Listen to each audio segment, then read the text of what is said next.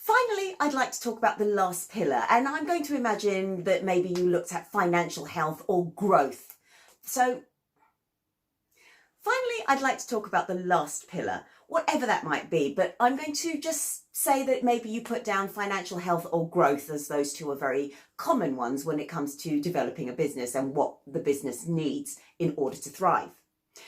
And I like to use the SWOT analysis, which is a very common business tool, but many people may not realise that you can also use it on yourself. So I'm going to give you that personal way of using it as well as the business way.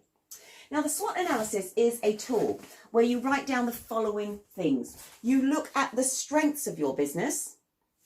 You look at the weaknesses. You're honest about the weaknesses. So this may even be things like, how quickly did we respond to crisis?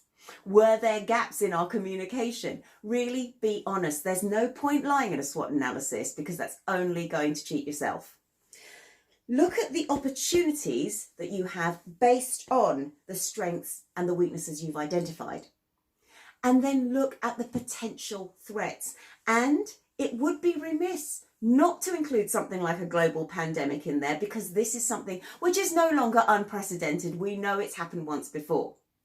But as well as identifying all those things which help you as a starting point for choosing the direction you may wish to expand into, you might also want to consider what support you've got.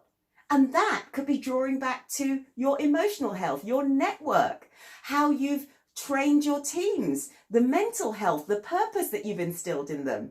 So all of these elements can actually feed together.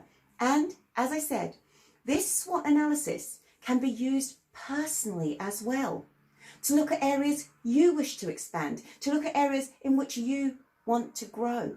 Because if you are able to do that, then that might even open new doors for your organisation as well.